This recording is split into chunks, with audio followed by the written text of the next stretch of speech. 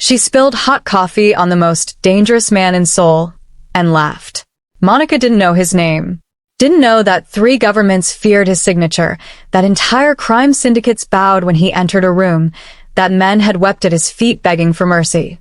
She only knew he was rude, that his order was wrong, and that the smirk on his face when he looked at her made something inside her chest ignite like struck flint. And John Siwon, the man they called the ghost of Seoul, had never in his 34 years of living been spoken to that way by anyone. He should have walked away cold. Instead, something ancient and impossible woke up inside him. Welcome to Afrokorea TV. Please like, share, and subscribe. The lunch rush at Hanol, Seoul's most exclusive private dining restaurant, was controlled chaos wrapped in white linen. Monica Dees had worked the floor for 8 months.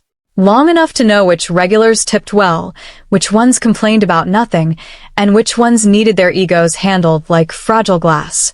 She was good at this job.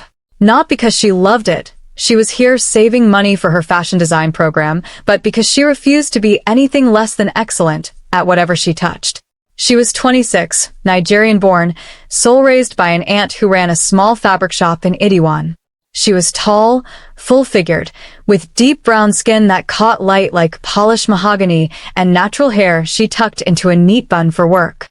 Her smile, when it came, was the kind that made strangers feel immediately at ease. Today, however, she was not smiling. Table 7 had been a disaster from the moment the reservation came in. Private party. VIP. No name on the booking. Her manager, Mr. Huang, had whispered to her that morning, his forehead glistening with unusual nervousness. Treat them like royalty, Monica. I mean it. She had nodded and gotten on with her prep. The party arrived at 12:15. For men in dark suits who moved like shadows, eyes scanning every corner of the restaurant before a 5th man entered behind them. He was tall for a Korean man, broad-shouldered, lean, dressed in a charcoal suit so perfectly tailored it looked like it had been sewn onto his body. His face was angular, severe, the kind of handsome that didn't invite warmth. Dark eyes that moved slowly, deliberately, as though measuring everything around him for potential threat or weakness. Monica didn't pay much attention. She had orders to take. The problem began when she brought out the first course. Excuse me. One of the suited men raised a hand before she could set the dish down. He ordered the black truffle risotto. This is the mushroom consommé. Monica checked her notepad. Sir, the reservation listed the tasting menu, course 3, that is the mushroom consommé. He changed the order when he sat down. The suited man spoke flatly, as though explaining something to a child. I wasn't notified of any change. Monica kept her voice professional, her smile polite steel. That was when the man at the head of the table, the one she hadn't yet directly addressed, looked up at her for the first time. His gaze was slow, unhurried, like a man who had never needed to rush for anything in his life. It traveled from her face down to the bowl in her hands and back up again. Not unkind, not overtly rude, but assessing. The look of someone accustomed to things being arranged to his preference without explanation. Bring the risotto, he said. 2 words. Quiet as winter. Something about his tone made Monica's jaw tighten. Sir, the kitchen has already plated the tasting menu sequence. To change mid-service disrupts. Bring the risotto. The table went very still. Monica breathed in through her nose. She smiled, the smile that didn't reach her eyes. Of course, she said sweetly. I'll let the kitchen know.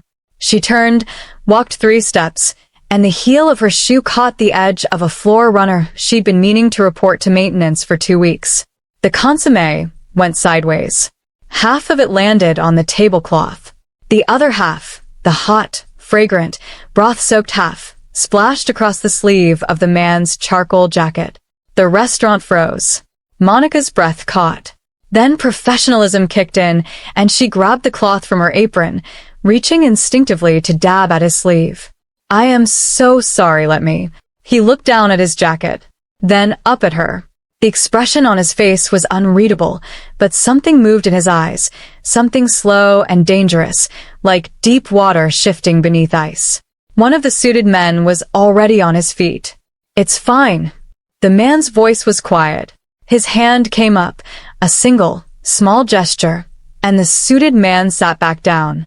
Monica pulled back, napkin clutched in her hand, heartbeat loud in her own ears. I sincerely apologize. I'll have the jacket taken to our on-site cleaning service immediately, and I will personally ensure. It's fine, he said again. And then, impossibly, the corner of his mouth moved. Not quite a smile. Something smaller and stranger. Bring the risotto. Monica stared at him for exactly 1 second longer than was professional. Then she walked to the kitchen, placed the order, and spent the next 40 minutes serving table 7 with flawless precision, because that was who she was. She did not look at him more than necessary. She did not notice, or refuse to notice, that he looked at her constantly. His name was John Sywin. Monica didn't learn this until 3 days later, when her coworker Una dropped into the staff break room looking like she'd seen a ghost. Do you know who that was? Una whispered, eyes wide. Table 7. 3 days ago. Monica. Do you know? A VIP, Monica said, eating her rice. Rude. Good jacket. That was John Sywin. Una said it like a prayer, and a warning folded into one. Monica. The John Sywin. The ghost of soul. Monica put down her chopsticks. I don't know who that is. He runs the John Group. Legitimate side is construction, pharmaceuticals, tech. But everyone knows. Una lowered her voice to almost nothing. Everyone knows what's underneath. He has connections to every major crime family on the peninsula. 3 politicians resigned after meetings with him. A shipping tycoon in Busan disappeared after crossing him. She paused. And you spilled soup on him. Monica was quiet for a moment. He said it was fine, she said. Monica. He didn't cause a scene. He left a tip. She picked her chopsticks back up. A very generous tip, actually. Eunice stared at her. You are either the bravest person I've ever met or the most oblivious. Monica thought about the way his eyes had tracked her across the restaurant floor for the rest of that service. The way he'd said it's fine, like he meant something else entirely. He's not coming back, she said. People like that don't eat at the same place twice in a row. She was wrong. He came back the next day. Same table. Same 4 suited men. Same quiet, devastating presence that made the restaurant staff rearrange themselves like iron filings near a magnet. Mr. Huang nearly had a breakdown. He pulled Monica aside before she could reach the floor. I'll handle table 7 personally. You assigned it to my section, Monica said. Monica, please. Mr. Huang. I spilled broth on the man's jacket. I'm not afraid of him. She paused. Much. She approached the table with her order pad and her professional smile. John Sywin was reading something on his phone. He didn't look up immediately. Monica waited. One of the suited men. She was beginning to recognize them. There was a tall one with a scar near his jaw, a shorter, stocky one with sharp eyes, and 2 interchangeable serious ones. Watched her with the quiet alertness of men whose job was to anticipate threats. Finally, Sywin set his phone down and looked up at her. You came back, he said. This is my job, Monica replied. Something flickered in his expression. I meant you didn't request a section change. Monica blinked. He knew. Of course he knew. Men like him made it their business to know things. The consomme accident was my fault, she said evenly. I don't avoid situations I created. He studied her for a long moment. What's your name? Monica. She kept her pen poised over her notepad. What can I get for you today? He ordered without the menu, each dish by name, modifications precise. She wrote everything down and didn't flinch when the order was complicated and specific. She smiled, the real one this time, briefly, when the last item surprised her with its simplicity. Plain steamed rice, no seasoning. All of that, she said, glancing at the list, and plain rice. My grandmother made it that way. It was the most personal thing she could have imagined him saying. It landed strangely. She looked up, and he was watching her with those quiet, measuring eyes, and for just one moment, she forgot what she was supposed to say next. I'll have that right out, she managed. She walked to the kitchen with her heart beating slightly faster than usual and told herself it meant nothing. He came back every day for a week. Always at noon. Always table 7. Always Monica's section. And by Thursday, Mr. Huang had simply stopped pretending he would ever reassign it. The staff talked. Of course they did. Yuna cornered Monica by the wine rack on Wednesday afternoon with the energy of someone delivering urgent intelligence. He's been asking about you. Monica stilled. What do you mean? One of his men, the tall one with the scar, he asked Mr. Huang about you. Your schedule. Whether you worked weekends. Yuna's eyes were enormous. Monica. John Saiwan is interested in you. He's a regular who likes consistent service, Monica said firmly. He sent a car here yesterday evening. After your shift. Did you see it? Monica had seen it. A black vehicle idling outside the staff exit for 20 minutes before it left. She had chosen not to think about what that meant. I don't have time for this, she said. I have tables. But that afternoon at table 7, when she brought out his plain steamed rice and he looked up at her, just looked, nothing more, she felt something move through her chest like a current through water. Warm and unwanted and terrifying. Stop it, she told herself. He is dangerous. He is powerful. He is completely out of your world. Stop it. Friday brought a new regular to Monica's section and problems she hadn't anticipated. His name was Daniel Kwan. Early 30s, finance sector, handsome in an easy, approachable way that was the opposite of John Saiwan's severity. He flirted with Monica openly, cheerfully, in the harmless way of a man who didn't expect success, but enjoyed the attempt. You have to let me take you for coffee, he said, handing back the dessert menu. Just coffee. I'll behave. Monica laughed despite herself. Thank you, but I don't date customers. Not even for the best coffee in Gangnam? I know a place. Daniel. She used his first name because he'd insisted on it. No. He grinned. I'll ask again next week. She shook her head and turned, and looked directly at table 7. John Saiwan was not eating. He was watching her. His food sat untouched in front of him.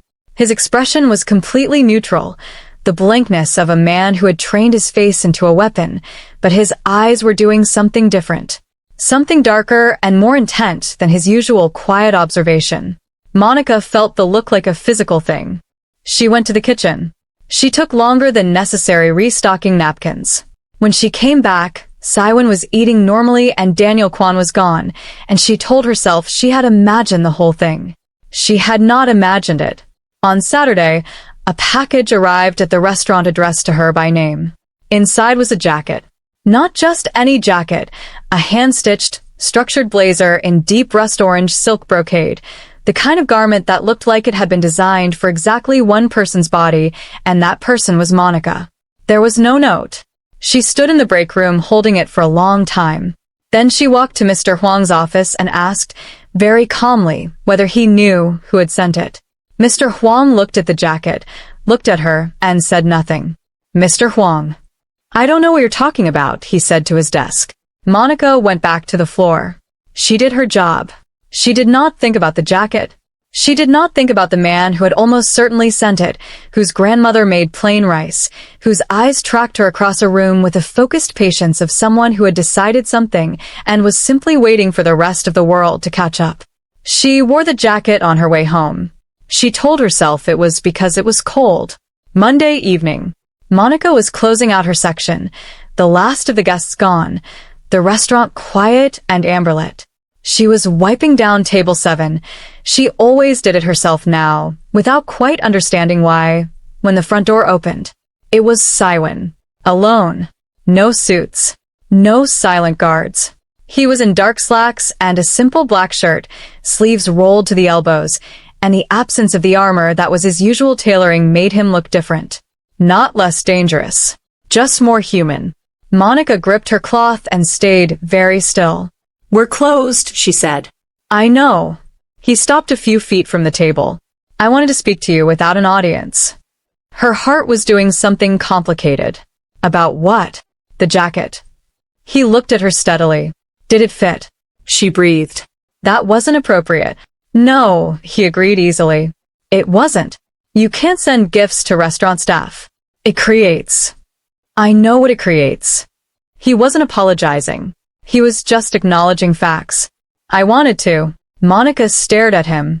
Up close, closer than she'd ever been outside of taking his order. He was more arresting in ways she couldn't categorize.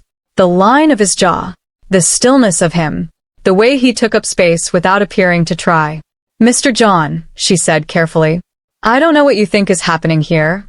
Something, he said simply. Something is happening. The word landed in the quiet restaurant and sat there between them. Monica looked away first. I think you should go. He didn't move immediately. Then, unhurried as always, he straightened. I'll be at table 7 tomorrow. I'll be serving you, she said. Professional. Final. The corner of his mouth moved in that almost smile. Good night, Monica. He left. She stood at table 7 for a long time after, cloth in her hand, heartbeat loud in the empty room. The following week, Daniel Kwan came in for lunch again. This time, he brought flowers, a small, tasteful bundle of yellow tulips that he presented to Monica with a theatrical bow that made the whole restaurant laugh, including Monica herself. You have to give me points for commitment, he said. You get points, she admitted, setting the flowers on the service station. Still no.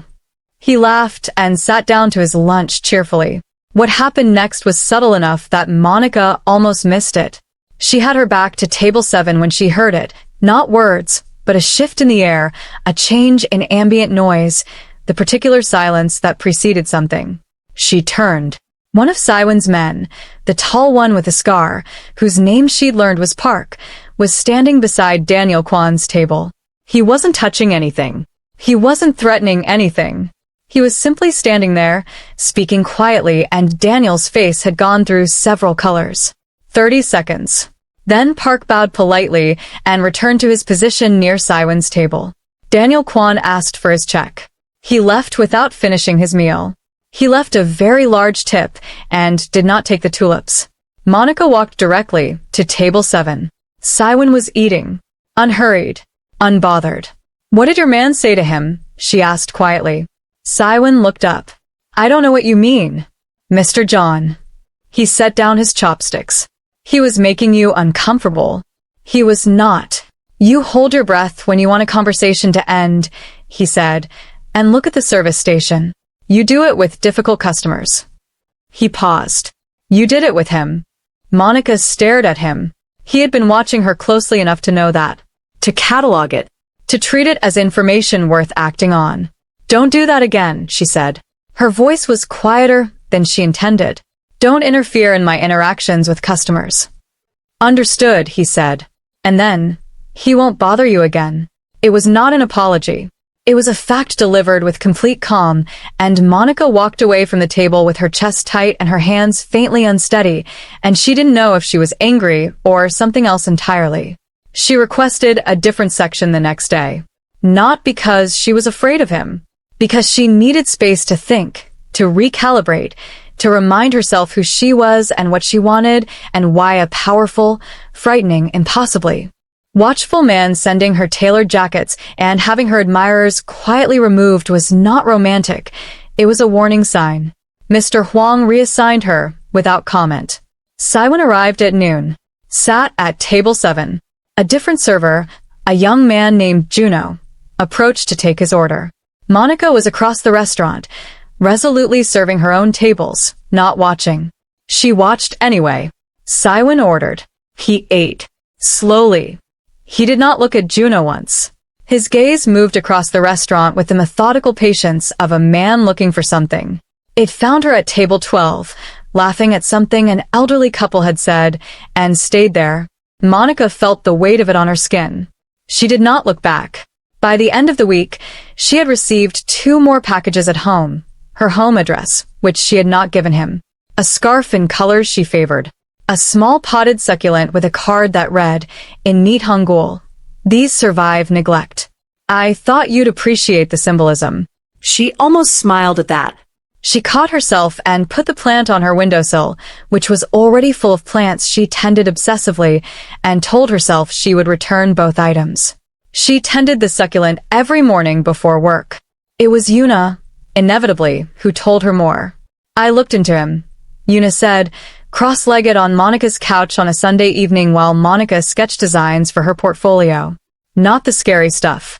The other stuff. Monica kept sketching. I didn't ask you to do that. His parents died when he was 19. Car accident. He had 2 younger brothers to support.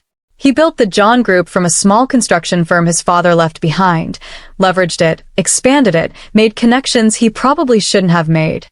Yuna paused. He's never been married. No public relationships. Not ever. Not one, Monica, in all the tabloid coverage, and there's a lot of it. Has there ever been a woman? Monica's pencil stopped. He supports 3 orphanages, Yuna continued. Anonymously. One of his men let it slip online years ago, and Saiwan apparently had a very unpleasant reaction. He funds a scholarship program for low-income students in Daegu, his hometown. He paid for the medical treatment of 17 of his employees' family members last year. Fully. No conditions. Monica stared at her sketch. I'm not saying he's not dangerous, Yuna said carefully. I'm saying he's not simple. I know he's not simple, Monica said quietly. She knew it in the way she knew things without wanting to, in the way he said my grandmother with no armor on his voice, in the plant with its small dry joke of a card, in the fact that he said it's fine when a lesser man would have made a scene and used his power like a weapon. It doesn't matter, she said. His world and my world are not the same. They could be, Yuna said. Yuna. I'm just saying. Monica turned back to her sketches. She drew a blazer, structured shoulders, deep rust orange, and didn't notice she was doing it until it was finished. 3 weeks after Table 7, Monica was leaving the restaurant late after a private event. Nearly midnight, the streets around Hanul quiet and wet from earlier rain. She was walking toward the subway when the car appeared. Not Saiwan's car. A different one. Dark, no plates. It slowed beside her. Monica kept walking, faster, hand finding her phone. 2 men got out. She ran. She made it half a block before a hand closed on her arm and she screamed, genuinely screamed, loud and sharp. And then there was a sound. A short, contained sound, like something shifting very fast in the dark, and the hand released her. When she turned, 1 man was on the ground, and the other was pressed against the wall with Park's forearm across his throat. A 3rd figure stood between her and the scene, tall, dark shirt, unhurried. Saiwan. He turned to her. His eyes ran over her fast, checking for injury, and the control on his face was extraordinary, everything tight and locked down except his eyes, which were doing something she had never seen before. Something urgent and stripped of his usual armor. Are you hurt? He asked. No. Her voice shook. Why? Don't worry about that. He stepped closer. Are you sure you're not hurt? She was shaking. She didn't mean to be. It was the adrenaline, the shock, the midnight rain-damp air. She was telling herself these things when he did something she didn't expect. He put his hand on her face, his palm, carefully, against her cheek. Just for a moment. Just to make her look at him. You're all right, he said. It was not quite a question. She looked at him and felt something inside her give way, some resistance she had been building and reinforcing for weeks. Crack, cleanly down the middle. What's happening? She whispered. Why were those men? Enemies of mine, he said. I didn't anticipate they would use you to reach me. That was my mistake. It won't happen again. His jaw tightened. I'm sorry, Monica. She had never heard him say sorry before. It sounded like it cost him something. I want to know everything, she said. Yes, he said. You deserve to. Park disposed of the situation with the quiet efficiency of a man who had done this many times. Saiwan walked Monica to his car, not touching her, but close, very close, a warmth at her side that her body noted even through the shock, and they sat in the back while the city moved past the windows. He told her about the John Group, about the parts that never appeared in business journals, about the structure of his world, the networks, the leverage, the enemies accumulated across 15 years of building something that was as much fortress as empire. He spoke plainly, without softening it, and she understood that this was a thing he almost never did. She listened. When he finished, the car had been circling for 40 minutes. Why are you telling me this? She asked. Because you asked, he said. And because you need to know what you're near. What am I near? She asked quietly. He looked at her in the dark of the car, and for once, for the first time, his expression was unguarded. Just a man. Tired and certain, and something else she had no name for yet. Me, he said simply. She should have pulled back after that night. She knew it. She felt it every morning when the succulent caught the light on her windowsill.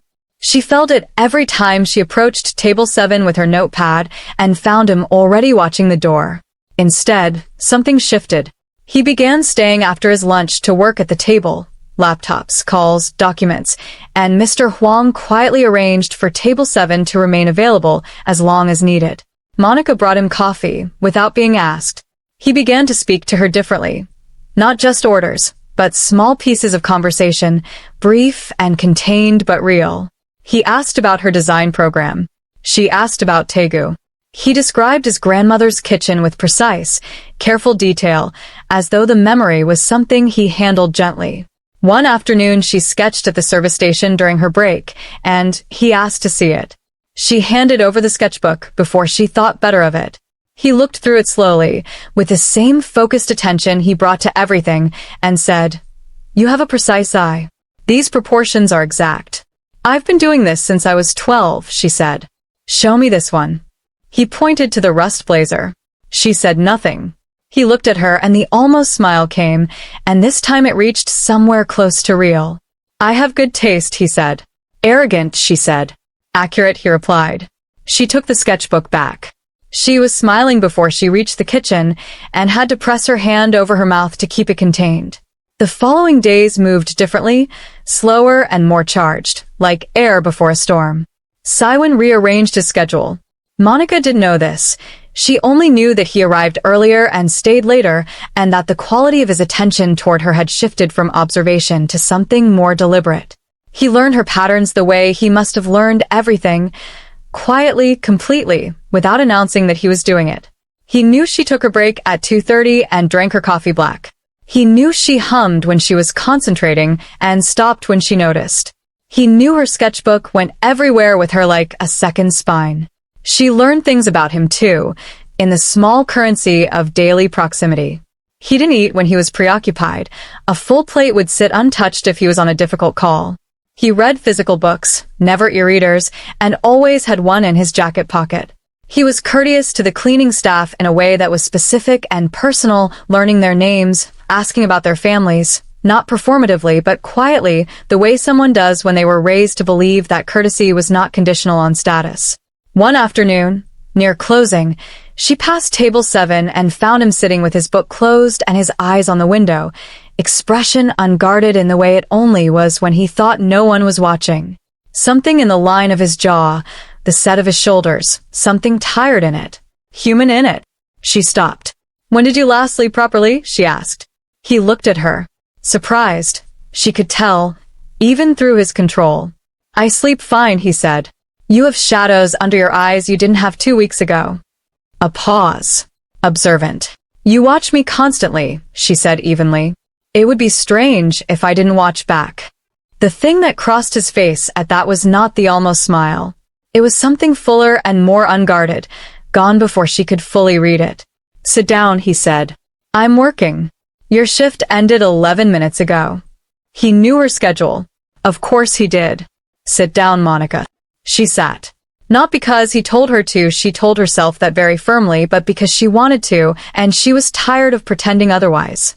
They sat at table 7 until the kitchen staff started turning off lights, talking about nothing consequential and everything real, and Monica walked home alone afterward because she insisted, and stood outside her apartment building for 5 minutes breathing the night air, trying to reassemble the walls she kept forgetting to maintain. His name was Cho Min-jae, and he was everything John Saiwon was in a darker mirror, equally powerful, equally feared, and entirely without the private architecture of loyalty and care that complicated Saiwon's severity. Monica didn't know any of this when Cho Min-jae walked into Hanul on a Thursday afternoon and sat down at the table beside Saiwon's, table 6, which was technically not in her section. She noticed him only because he was the kind of man rooms noticed, expensive, easy, with the confidence of someone who had never been told no in a way that held. She didn't notice the way Saiwon went very still when Cho Min-jae entered. She did notice when Cho Min-jae flagged her over from across the room, bypassing his own server. "You're not in my section," she said politely when she reached him. "I know." He smiled, a practiced, calibrated smile. "I have a specific request, and I'm told you're the best here." He tilted his head. "Monica, isn't it?" The fact that he knew her name put a careful feeling in her chest. "What can I help you with?" He ordered something simple and extended the conversation past what was necessary, asking questions about the menu that didn't require the answers he was drawing out. Monica remained professional, efficient. She returned to her section. At table 7, Saiwon was watching Cho Min-jae with an expression that was not quite neutral. Close enough that only someone who had learned his face the way Monica had would see the tension running underneath it. His hands, resting on the table, were too still. Monica glanced between the two men. Park appeared at her elbow from nowhere. "Miss Monica," he said quietly, "it would be best if you stayed in your section for the remainder of service." She looked at him. "Who is that man?" Park said nothing, which was its own answer. "Park. Cho Min-jae," Park said carefully. "He and Mr. John have a complicated history." "How complicated?" Park glanced at Saiwon, who was still watching Cho Min-jae with that carefully contained expression. "The kind that tends to involve police reports," Park said, "that then quietly disappear." Monica went back to her section. She felt Saiwon's attention shift to her immediately, like a warm hand at the back of her neck, and she did not look at him, and she focused on her tables, and she waited for the afternoon to end. Cho Min-jae left first. On his way out, he paused at the edge of her section and said, clearly enough to carry, "You're extraordinary, Monica. I'll be back." The restaurant was very quiet. Monica kept her eyes on her work. At table 7, something in John Saiwon's jaw moved once, and then he returned to his book with a composure so absolute it was its own kind of noise. That evening, after close, he was waiting outside. "You don't need to do that," Monica said when she saw him. "He recognized you," Saiwon said. "He was very controlled. From which he knows you're connected to me. That was never meant to happen. I'm not connected to you." He looked at her with those dark, quiet eyes and didn't argue with her. "I'll have Park escort you home until—" "I am not being escorted anywhere," she said clearly. "I have a life, Saiwon. I have a route home I've walked for 8 months. I am not going to be rearranged for your comfort." It was the first time she'd used his name without the honorific. He noticed. She saw him notice. "For your safety," he said, very quietly. "Not my comfort. There's a difference." She looked at him. The night air between them was cool and damp. He looked like himself, severe, controlled, and also like that other version of him, the tired-eyed man at the table, the one with the grandmother's kitchen in his memory. "1 week," she said. "Park walks me to the subway. That's all." Saiwon breathed out slowly. "Thank you," he said. She walked away before she could think too much about the relief in his voice. 3 days later, Monica found out what Cho Min-jae actually wanted. Park told her because Saiwon wouldn't. She understood this about him, that he would protect her from information the way other people would protect from rain, and she found it both touching and infuriating. "Cho Min-jae has been attempting to destabilize John Group for 2 years, Park said, standing by the subway entrance in the early evening light. "He's tried legal approaches, financial attacks, media manipulation. All have failed." A pause. "His current theory is leverage. Personal leverage." Monica stilled. "Me. You are the only individual in several years who Mr. John has been visibly attentive toward." She absorbed that. "He would use me to threaten Saiwon. Or to threaten you, to reach Saiwon." Park's expression was carefully neutral. "Mr. John did not want you told. I disagree with him on this. You have a right to assess your own risk." Monica was quiet for a long time. "He kept this from me to protect me," she said, not quite a question. "That is his usual method," Park said. "He considers information itself a form of danger." "And you?" "I consider informed people better at staying alive," Park said simply.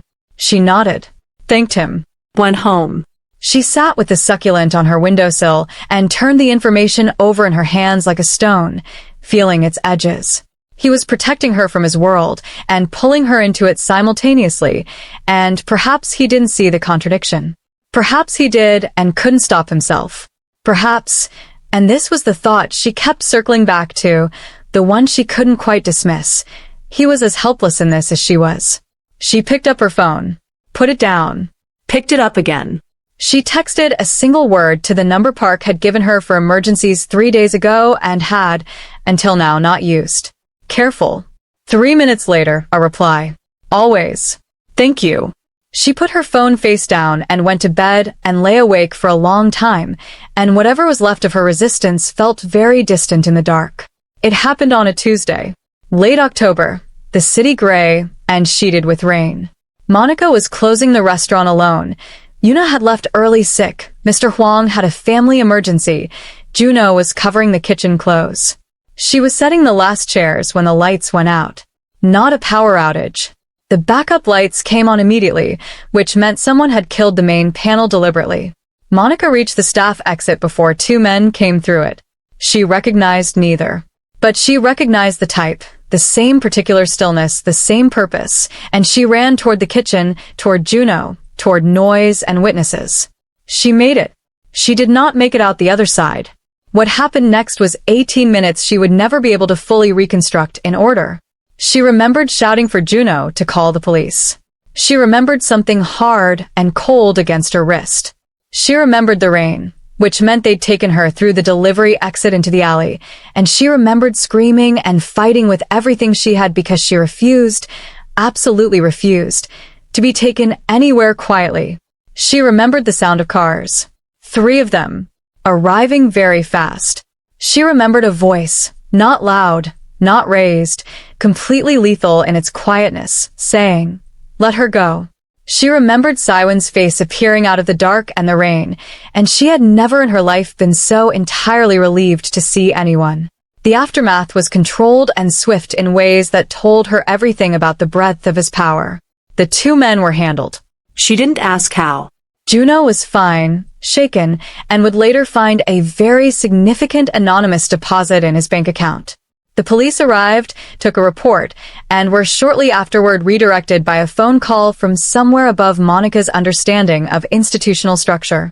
Siwon brought her to his penthouse because it was closest, and she was shaking too hard to argue, and she wasn't sure she wanted to. It was vast and spare and impeccably ordered, with floor-to-ceiling windows overlooking the glittering city and exactly 3 personal objects visible: a framed photograph she couldn't see clearly, a stack of books, and a small jade plant on the sill that stopped her in her tracks. "You have a plant," she said. "You mentioned once that you find them calming." He was getting her water, towels, moving with the efficient care of a man who needed to be doing something. "I got one." She stared at it. "You got a plant," she said, "because I find plants calming." "Yes." He came back and handed her the water. His eyes were doing it again, that urgent, unarmored thing. She'd been near danger before, but never like that, and she could see in his expression that the 18 minutes she'd lost track of had done something to him too. He was very controlled, and very barely so. "Monica, are you hurt?" "I'm fine."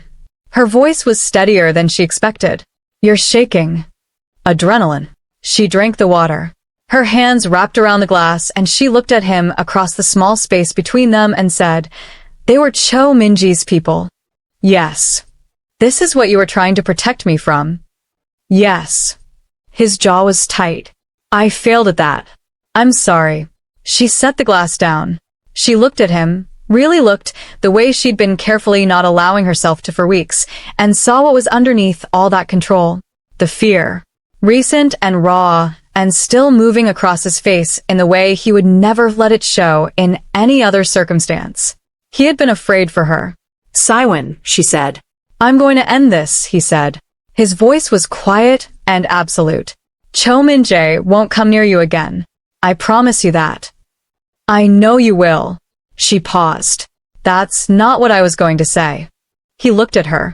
She crossed the space between them and put her hands against his chest, just her palms, just to feel that he was real and solid and present, and felt his whole body go very still beneath her touch. "Stop apologizing," she said quietly. "And stop trying to manage what I know." "Monica." "I walked into this with my eyes open," she said. "I texted you careful because I wanted you safe, not because I was asking you to fix things. I'm not." Her voice caught slightly. "I'm not afraid of your world, Siwen. I'm afraid of losing." She stopped. The rain ran down the windows. The city glittered below. His hands came up and covered hers, holding them against his chest, and she could feel his heartbeat, faster than his composed exterior suggested, real and urgent under her palms. "Say it," he said, barely above a whisper. "Don't make me say it first," she said. He looked at her with everything unguarded. All of it. The certainty and the want and the fear and something enormous and careful that had clearly been building since a clumsy spill of consommé in a restaurant full of people. And he said, "I have not looked at anything the way I look at you. I have not wanted to protect anything the way I want to protect you. I have not." He stopped. Started again. "You are the first person in years who has spoken to me like I am a man and not a weapon, and I did not know I was starving for that until you." The room was very quiet. "Arrogant," she whispered. "Accurate," he said, and she laughed. She laughed, warm and real in the rainy penthouse night. And then she stopped laughing and he lowered his head toward hers, and she rose to meet him. The rest of the night belonged only to them. The rain continued falling. The city held its breath. She woke in the gray pre-dawn to find him already awake beside her, sitting up with his back against the headboard and his book closed in his lap, watching her the way he watched the restaurant floor, with that total, unhurried attention that she had once found unsettling and now found, impossibly, like something she had been waiting for. "You're staring," she said without opening her eyes fully. "Yes," he said simply. She opened her eyes, looked at him in the low light. He looked, she searched for the word. Peaceful. Not the iron-controlled composure of John Siwen, the public figure. Something quieter and more real. Then something moved behind his eyes, and the peace shifted to something careful. "What?" she asked. "I need you to know that last night changes nothing for me in terms of expectation," he said quietly. "You owe me nothing. If you want distance, if this is Siwen." She sat up, looked at him directly. "Stop doing that." "Doing what?" "Giving me exits. Preemptively protecting me from yourself." She touched his arm. "I don't want an exit." He was still for a long moment. Then he turned his hand over and held hers. "I don't know how to do this," he said. "I've never." A pause. "I have no template for this." "Neither do I," she said. "We'll build one." Something broke open in his face, quiet and complete, and he brought her hand to his mouth and held it there, eyes closed, for a long moment. Outside, Seoul woke up in the rain. But Monica was not built to simply step into someone's orbit and stay there without cost. She went home that morning and sat in her apartment, her small, plant-filled, sketchbook-scattered apartment, and thought about her life. Her program, starting in January. Her aunt's pride. The path she'd laid out for herself that had nothing to do with penthouse windows and men who could quiet a room with a glance. And she thought about the weight of his world. The enemies. The 18 minutes in an alley. The reality that being near John Siwen meant being near everything that came with him. She loved her life. She had built it from careful, small things. Was she ready to let it be complicated by something this large? She didn't have an answer. She stopped visiting his table. She didn't quit. She was too practical for grand gestures and too proud to run. But she requested her section be changed again, and this time she kept it changed, and she did not respond to the messages that began arriving on her phone. Not many, never pressuring, just, "Are you well?" And once, "I understand if you need time." She sketched. She worked. She took extra shifts. She visited her aunt in Itaewon and ate jollof rice, and didn't explain the shadows under her own eyes. Yuna watched her for a week and then said, "You're doing that thing." "What thing?" "The thing where you decide in advance that something is going to hurt you, so you hurt yourself first." Monica was quiet. "He's not Daniel Kwan," Yuna said. "He's not a harmless flirtation you're turning down to follow your rules. Whatever this is." She gestured vaguely. "It's real." I've watched him in this restaurant for weeks. Monica, that man doesn't know how to perform. Everything he did was real. I know it was real, Monica said. That's the problem. How is real the problem? Because real can break you. She looked at her hands. Real is something you have to choose to survive when it ends. It hasn't ended, Una said. You haven't let it start. Monica said nothing. 2 days later, she received something at the restaurant. Not a package this time. A single folded note, left on table 7 after the lunch service with no explanation of when or how it had arrived. She recognized the handwriting. You are the bravest person I know. I think you know what you want. I think you're waiting to decide if it's allowed. S. She stood at table 7 and read it 3 times. Then she folded it and put it in her sketchbook between 2 pages of rust-colored blazer designs and went back to work. She heard about it through the news first. Cho Min-jae was arrested on a Friday morning. The charges were extensive: financial fraud, coercion, evidence tampering in 3 separate cases, and the documentation provided to prosecutors was, according to the business news anchor Monica was watching over coffee, staggeringly comprehensive. As though someone had spent months assembling an airtight case and then placed it directly in the hands of the one prosecutor Cho Min-jae had managed to compromise. Una texted her the article at 7:15 a.m. Monica stared at her phone. Then she put on her coat, the rust-orange blazer over it, and took the subway across the city to an address she'd never been to but had, she realized, memorized from a business card Park had once given her for emergencies. The John Group headquarters occupied the top 6 floors of a glass tower in Udo. The lobby security took one look at her and made a phone call, without her asking. She was in an elevator 30 seconds later. Siwon's office was on the 42nd floor. Floor-to-ceiling windows. The city spread below, like a map of everything he'd built. He was standing at the window when she walked in, jacketless, shirt sleeves rolled, phone in hand. And he turned when he heard her, and his expression went through several rapid changes before it settled into something very still and very attentive. I saw the news, she said. Yes. You built the case. Over 18 months, he said. Before I knew you. He'd been a problem for a long time. And the timing was accelerated, he said. Yes. After he touched you. He held her gaze. I told you it wouldn't happen again. She crossed the office and stood in front of him and looked up at him, at the face she had been studying for weeks, the severity and the tiredness and the private warmth underneath, and said, I'm choosing it. He was very still. I'm choosing the complicated, she said. I'm choosing the penthouse and the enemies and the man who watched me carry plates for 3 weeks before he said a single personal word, and the jade plant on the windowsill, and her voice caught. I'm choosing you. If that's still. He moved.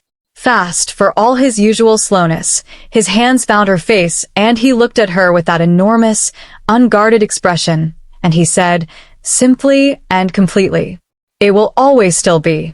She breathed out. Every wall she'd spent weeks carefully constructing let go at once, and she stepped fully into his arms and felt them close around her like something that had been waiting patiently for a very long time to do exactly that. October became November. She moved her design program application to Seoul's Best Program, which had a January enrollment and a scholarship that appeared, mysteriously, to have an open slot exactly the right size for her application. She confronted Siwon about this. He looked at the ceiling. She made him promise not to do it again. He did it twice more. She stopped being angry about it and started keeping a list. He met her aunt in Itaewon on a Sunday in November, arriving with no entourage and sitting in the small fabric shop like a man who had nothing to prove, listening to her aunt talk about Nigerian fabric traditions with genuine attention and asking questions that revealed he had actually read about it beforehand. Her aunt watched him with sharp, quiet eyes the whole visit, and afterward, when Siwon had stepped outside to take a call, she said to Monica and Ebo, he looks at you like you are the answer to a question he's been asking for years. I know, Monica said. Is he good? Monica thought about plain steamed rice and jade plants and 18 months of building a case. In the ways that matter, she said. Her aunt nodded once, which was everything. There were difficult things too. She had promised herself she wouldn't look away from those.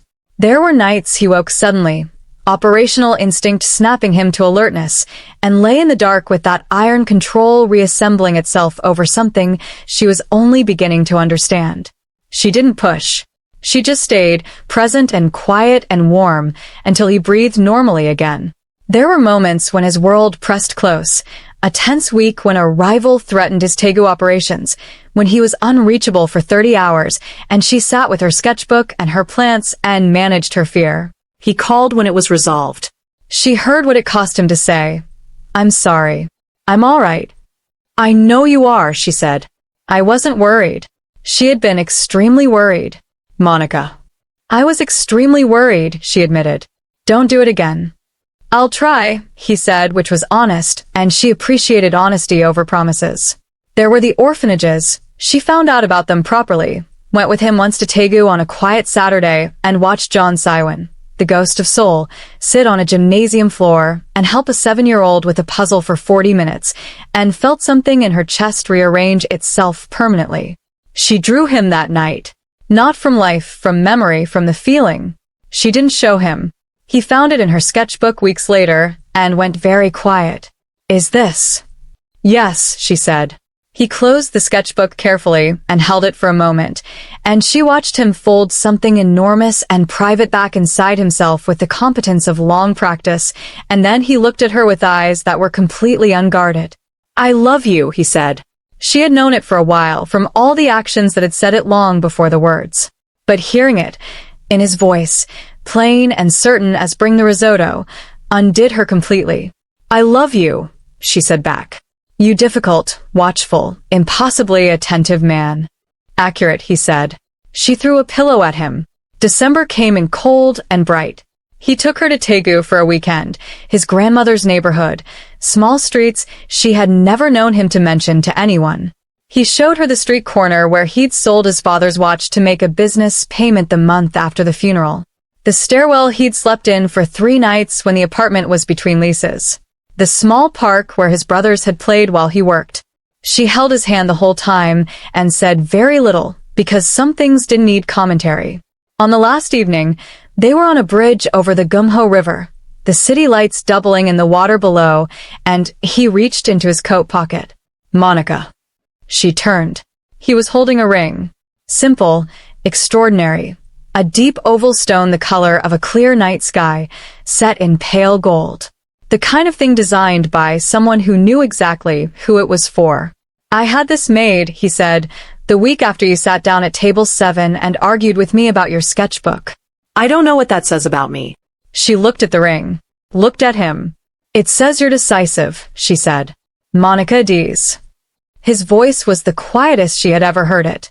"I have spent my life building walls and believing they were necessary. You walked through every one of them before I noticed you were inside. I don't want the walls back." He paused. "I want you, all of you, for everything that comes next." She was crying.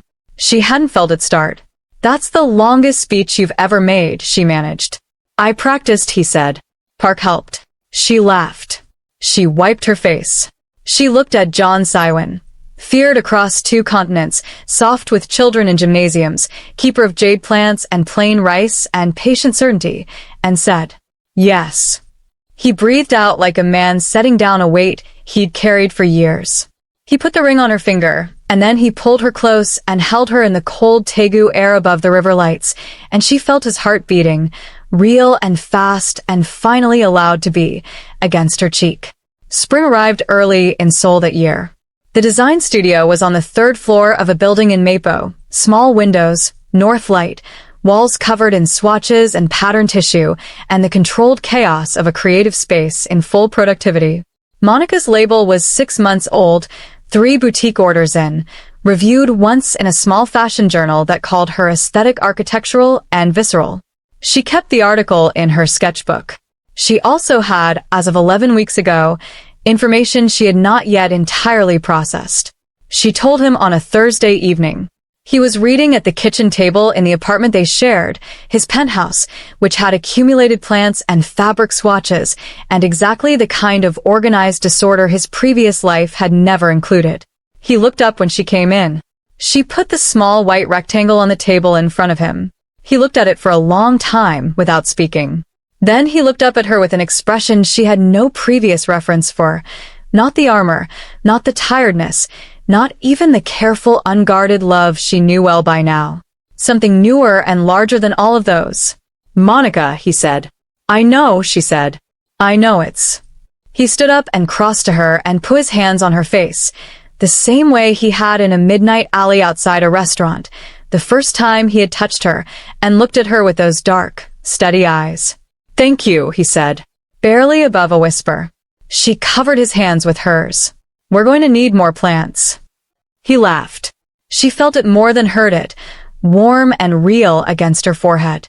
We'll need a bigger windowsill, he agreed. They were married in late April, in a small ceremony in Daegu. Her aunt flew in from Seoul. His brothers stood beside him. Park cried and denied it vigorously. Monica wore a gown she had designed herself. Structured shoulders, clean lines, deep rust orange silk brocade that caught the afternoon light like something forged. Siwon saw her walk toward him and went completely still.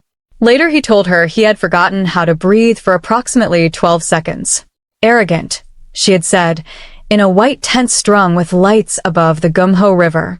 Accurate, he had replied, and kissed her before anyone told him to. The succulent on the studio windowsill was 3 years old now and enormously overgrown, and Monica absolutely refused to repot it. In her newest sketchbook, the fourth one since Table 7, there was a drawing on the first page. Not a blazer, not a pattern. A small figure and a larger one standing on a bridge in winter, and between them, the simplest possible line. Holding on. She kept it there, because some designs were not meant to be built into something else. Some of them were already exactly what they needed to be. Thank you for watching. Please like, share, and subscribe to Afrokorea TV for more stories.